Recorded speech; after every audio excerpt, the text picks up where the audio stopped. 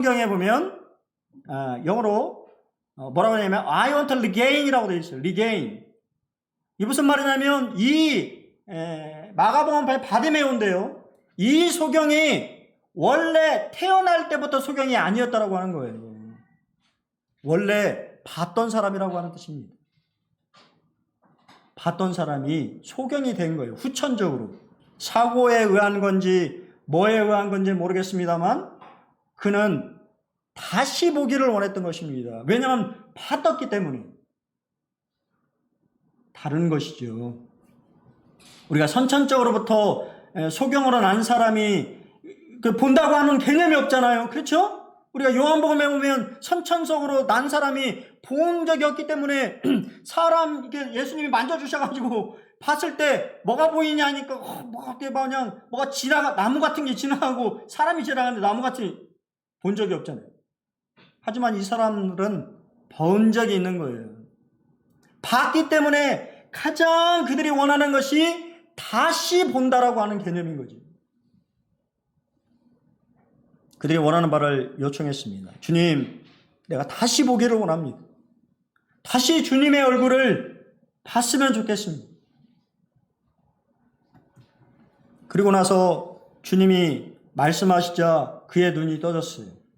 그러자 그가 가장 먼저 한 일은 하나님 앞에 영광을 올려드리는 것입니다. 여러분 얼마나 하나님이 여러분을 베푸신 은혜에 대해서 감사하고 있습니까? 영광을 돌려드리고 있습니다. 우리 이제 교파분들은 이게 참 이게 잘 훈련받아서 이런 것들이 잘 돼 있는데 우리 모임분들 특히 저도 마찬가지로 이런 부분이 좀 약해요. 하나님 베푸신 은혜를 그냥 당연한 것으로 여기고 그냥 당연하게 생각하는 경향이 있습니다. 하나님 베푸신 그러한 것들에 대해서 감사하고 그분 앞에 영광을 돌리는 것이 마땅한 것이에요. 그렇지 않습니까? 저희 뭐 알아서 다 하시겠습니다만 교파에는 감사원금이라는 게 있잖아요. 자신에게 일어난 거에 대해서 감사할 뿐만 아니라 물질적으로도 감사를 표하는 것입니다. 필요한 것이죠. 그가 다시 보게 됐을 때 그가 가장 먼저 한 일은 하나님 앞에 영광을 올리는 것이었습니다. 그리고 거기서 끝났습니까? 믿음으로 바로 예수님을 따랐어요. 그는 찬송을 부르면서 하나님 앞에 영광을 올려드리면서 예수님을 따르는 자가 되었습니다. 우리는 예수님을 잘 따르고 있습니까? 예수님의 뒤를 잘 쫓고 있나요? 믿음으로 잘 쫓는 여러분들이 되시기를 바랍니다. 우리는 몇 가지 것들을 생각해 볼 필요가 있는데요. 장애물들이 있었다고 하는 것을 보게 됩니다. 앞에 가는 자들이 그를 꾸짖어 잠잠하라고 외쳤습니다. 네 가지 것들을 생각해 볼 수 있는데요. 믿음의 여정을 시작하는 데 방해하는 장애물들이 존재한다고 하는 거예요. 안타깝게도 장애물이 누구인지 아십니까? 기독교인이라고 하는 거예요.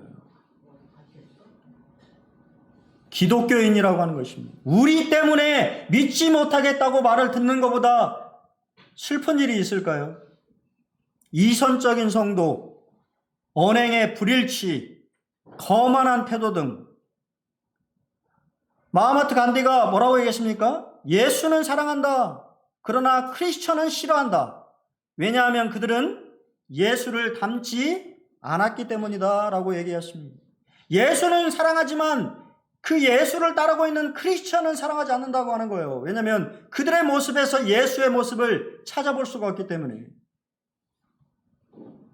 대안은 뭘까요? 영어에 이렇게 돼 있어요. 목욕물을 버리면서 아이도 버리지 말라. 목욕물이 중요합니까? 아이가 중요합니까? 기자매님, 목욕물이 중요해요? 아이가 중요해요? 아이가 중요하지. 기독교나 교회는 목욕물에 불과한 거예요. 본질은 예수인 겁니다. 예수를 믿는 것이지 우리가 교회를 전하는 것이 아니라고 하는 거예요. 우리 때때로 많은 기독교인들이 잘못하는 것이 교회를 전해요.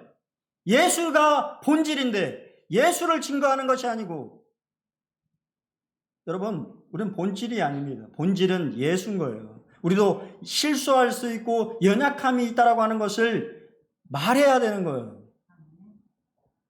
그리고는 예수님 그렇지 않다고, 그분은 믿을만하다고 말해줘야 되는 것입니다. 두 번째는 지적 장애물이죠. 사람들은요, 기독교의 부정적인 모습에 엄청나게 관심이 있어요. 하지만 정작 본질인 예수에 대해서는 관심이 없습니다. 그렇지 않나요? 기독교인들의 잘못된 행동이나 잘못된 일들에 대해서는 엄청나게 얘기하면서 또, 나는 성경을 알고 있어요. 근데 그런 분들 실제 물어보면 얼마나 읽었을까요, 성경을? 일독했을까요? 일독했을까요? 천만의 말씀입니다. 읽은 분들도 있겠지만 성경 일독도 못하신 분들이 수두룩합니다. 그러면서 우리 속담에 선무당이 사람 잡는다고 알아보지도 않고 읽어보지도 않고 다 아는 척 말하는 사람들이 얼마나 많이 있습니다. 그런 사람들에게는 차분하게 배움과 교육을 통해서 알려줘야 되는 것이지요. 당신들이 알고 있는 것이 단편적인 지식이라고 하는 것입니다. 세 번째는 존재론적인 장애물들이 존재하죠. 어떻게 나에게 이런 고통이 있을 수 있는가? 하나님이 선하시다면 어떻게 이런 죄악을 내버려 두시는가? 저희 작은 누나가 좀 이런 쪽이에요. 제 조카애가 다운증후군입니다. 제가 옛날에 이 누나에게, 작은 누나에게 복음을 전하려고 하니까, 하나님 살아계시면 어떻게 내 아들이 이렇게 태어날 수가 있니? 라고 얘기를 하는데 참 할 말이 없더라고요. 병든 아들을 키워야 되는 엄마의 입장에서는 그러한 것들이 당연한 물음인 것이지요. 왜 나에게 이러한 악한 일들이, 회임한 일들이 일어나냐? 여러분, 뭐라고 대답할 수 있을까요? 고통은 자신을 돌아보게 할 수 있는 기회입니다. 그렇기 때문에 C.S. 루이스가 말한 것처럼 고난이란 하나님의 메가폰이다라고 이야기한 사실이 진리인 거예요. 사람은 고난이 없으면, 고통이 없으면 무릎 꿇지 않아요. 저도 제 자신도 그렇습니다. 제 몸이 이 연약한 것이 참 감사할 때가 있어요. 몸이 아프지 않고 건강했더라고 한다면 그냥 내 자신의 힘으로 살아갔을 텐데, 아픈 데가 많기 때문에 아플 때마다 나는 참 연약한 자이구나, 하나님이 도우시지 않으시면 안 되겠구나라고 하는 사실을 깨닫게 되고, 또 이 연약한 몸을 빨리 벗었으면 참 좋겠다, 얼른 다 벗어버리고 주님이 주시는 건강한 몸으로, 새로운 몸으로 삶 살았으면 참 좋겠다라고 하는 생각을 하시나요? 저는 합니다. 마지막 네 번째, 현실적인 장애물들이 존재한다고 하는 거예요. 현대인들의 가장 큰 문제점은 무엇입니까? 바빠요. 사단이 사람들을 엄청나게 바쁘게 만들고 분주하게 만들어서 사람들이 별로 진리에 대해서 관심이 없습니다. 노는 것에는 관심이 많지만, 참 안타까워요. 이태원 엄청난 참사가 발생됐잖아요. 그렇죠? 뭐 책임을 따지고 뭐 다 좋은데 그게 좋은 일일까요? 기독교적인 관점에 봤을 때 거기에 동성애자들이 엄청나게 많이 존재하는 그러한 귀신들의 축제에 간다고 하는 것이 옳은 일일까요? 그런 말들을 못하게 하는 것이 옳은 일일까요? 잘못된 것입니다. 저는 그런 행태들을 보면서 말을 못하는 기독교인들의 모습을 참 답답하게 생각해요. 그게 옳은 일이에요? 수많은 목숨이 앗아간 건 슬픈 일이지만, 죽음이라고 하는 것은 그 사람들뿐만 아니라 누구에게나 임하는 것입니다. 하지만 그런 곳에 간다고 하는 것이 옳은 일일까요? 근데 사람들이 뭐라고 얘기합니까? 놀러 갔는데 뭐 어때? 위험하다고 생각하면 분명히 징조들이 있었을 거예요. 죽음은 다 징조들이 있어요. 그 징조를 눈치채지 못하는 무감각함이 사실은 죽음으로 이끄는 것입니다. 죽음 앞에 갑작스러운 죽음은 거의 없습니다. 징조가 다 있어요. 위험징후라고 하는 게 다 있습니다. 좀 이상하다 싶으면 빨리 빠져나왔어야죠.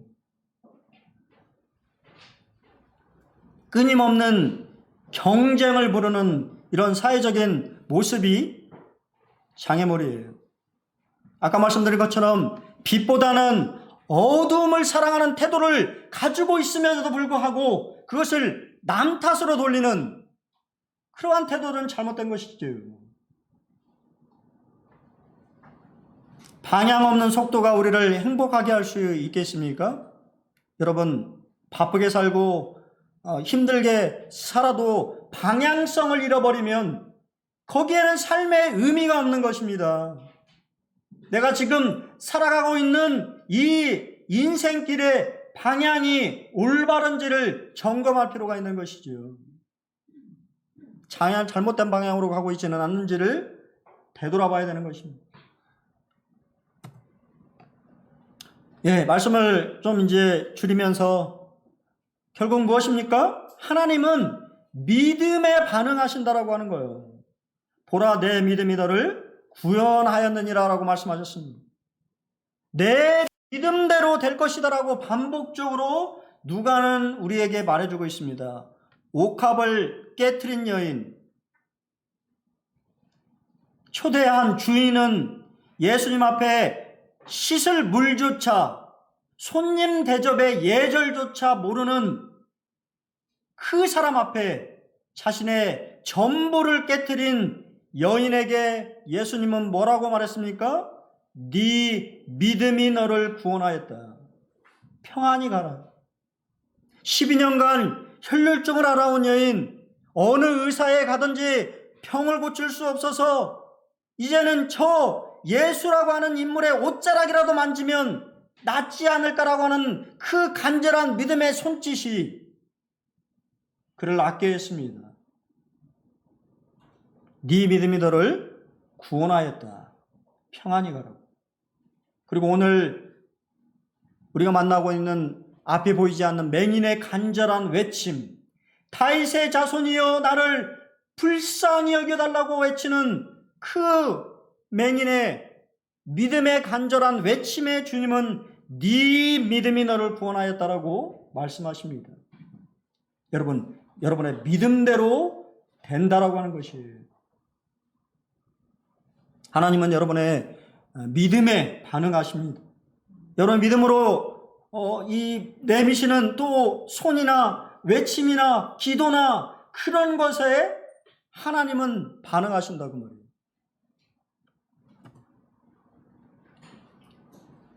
믿음을 생각하면서 주님 나라에 계신 하영주 목사님의 책인 믿음은 기다림으로 완성됩니다라고 하는 책에 이런 글귀가 마음에 와닿았습니다. 믿음은 결단이요, 행동이요, 자기 의지입니다. 자기 의지 없이 병 낫기를 원하고 자기 행동 없이 하나님이 다 알아서 해주기를 기대해서는 안 됩니다. 하나님은 우리의 의지와 결단과 행동을 사용하십니다. 믿음은 뜬구름 잡는 얘기가 아니라 하나님을 믿는다라고 하면 거기에 결단과 행동과 자기 의지가 수반되어야 된다고 하는 거예요. 맹인은 뭐를 했습니까? 소리쳤습니다. 나 좀 봐달라고 소리쳤습니다. 나 좀 구해달라고 소리쳤습니다. 나에게 자비를 베푸달라고 소리쳤습니다. 그게 바로 믿음이라고 하는 거예요. 그리고 예수님 앞에 나와서 자기가 원하는 것을 정확하게 구했어요. 그것이 바로 믿음인 거예요. 그것이 바로 결단이요, 행동이요, 자기 의지입니다. 그리고 나음 받았을 때, 구원 받았을 때 바로 하나님 앞에 감사드리고 예수를 쫓은 것이에요. 그것이 바로 믿음인 거예요. 여러분의 그러한 믿음이 있기를 바랍니다. 맹인은 아무것도 가지지 못한 거지였으나 믿음으로 모든 것, 신체적인 구원과 영적인 구원을 받았습니다. 그러나 우리가 앞서 살펴봤던 부자였고 젊은 간호는 모든 것을, 이 세상에 있는 것들을 가졌으나 정말 중요한 모든 것을 놓치고 말았어요. 믿음의 간절함은 주의 마음을 움직이는 놀라운 힘입니다. 여러분도 그러한 믿음의 삶을 살아가시기를 바랍니다. 예. 이 곡을 같이 부르시면서 말씀을 드리겠습니다. 잘 보이시나요? 예, 예배 찬송가에는 없더라고요. 옛날 저희 찬송가에 있었는데, 그래서 그냥 프로젝트를 보시면 되겠습니다.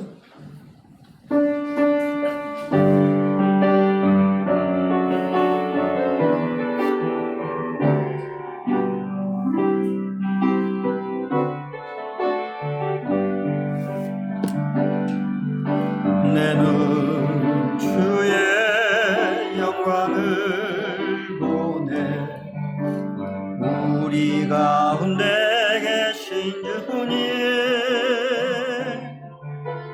그 빛난 영광 온 하늘 덮고 그 찬송 온 땅 가득해. 내 눈 주의 영광을 보네. 찬송 가운데 서신 주님, 주님의 얼굴은 온 세상 향하네. 권능의 발을 드셨네. 주의 영광 이곳에 가득해. 우린 선의 주님과 함께 찬양하며 우리는 전진하리. 모든 열방주 볼 때까지.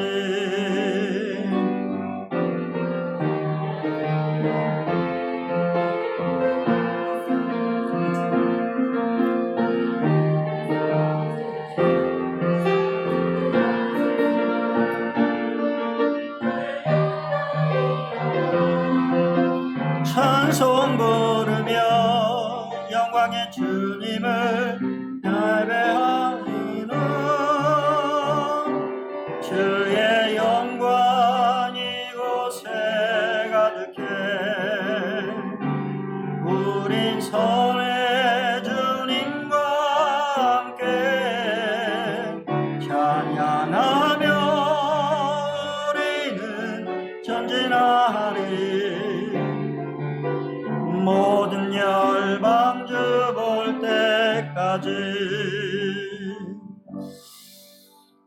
영적인 눈으로 주님의 영광을 보시면서 그분을 잘 쫓아가는 한 주가 되시기를 기도하겠습니다. 감사합니다.